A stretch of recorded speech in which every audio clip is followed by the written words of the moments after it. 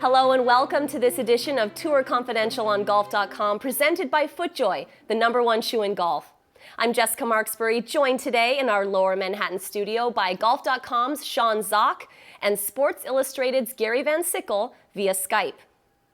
Natalie Gulbis made some news last week when she wrote on Golf.com that players should be penalized for slow play, and the tour should even consider banning caddies from lining players up. Gary, what do you think about this? Do you agree with Natalie?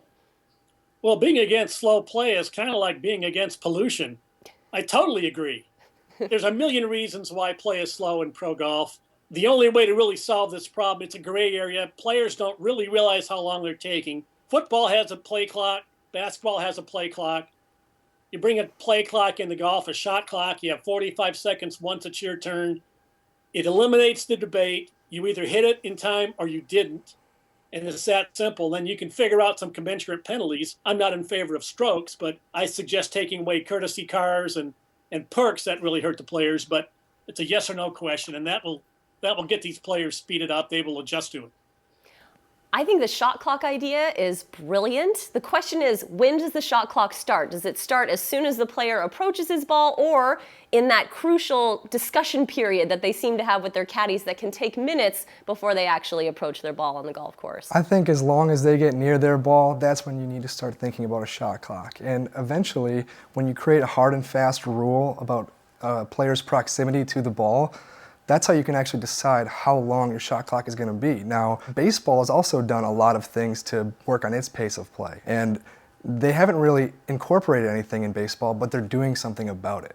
And they're actually trying. And I don't think that the PGA Tour is actually trying maybe as much as they like to say they are. I think if the PGA Tour would maybe jump at exactly what the players are saying, we'd actually see some hard data being shared out there. Gary, I have to say I'm actually surprised that you're not in favor of stroke penalties for players that are going to break a slow play rule. Do you really think courtesy cars and taking away those perks is going to make a difference on tour? Well, you can't fine them with money. You know, Jordan Spieth was playing Abu Dhabi and he got a slow play warning, and if he was going to get a second one, they were going to fine him $2,800.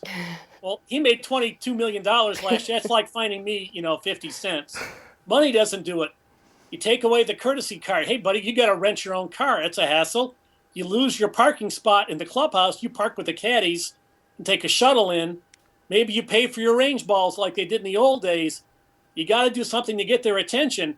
I would just hate to see a tournament decided. Somebody takes too long over a shot at 16. They get a 1 or 2 shot penalty, maybe because somebody in the crowd distracts them as they're over the ball, and that changes the outcome of a tournament. I mean, maybe you have some kind of 3-strike system where after X number of violations, you do start getting fined strokes.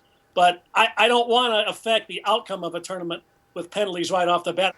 The bottom line is you have to get on their radar. You have to know that the players think about this when they're playing golf, because if they don't think about it, they're not going to improve. The LPGA, as Natalie outlined in her column, they put a little sign in the locker room saying, these are the players that have been put on the clock this year. And I'm sure, as Natalie said, that got on their radar. And if that's all it takes is getting on their radar to make golf and the pace of tournaments go faster, go quicker, then I'm all for it. And I think a lot of other people would be too. It does seem like the LPGA is making great strides in at least addressing this issue. So we thank you, Natalie Gulbis, for bringing this to light. And thank you, Gary and Sean, for your time and insight today. And thank you all for joining us on this edition of Tour Confidential on Golf.com, presented by FootJoy, the #1 shoe in golf. We'll see you right back here next week.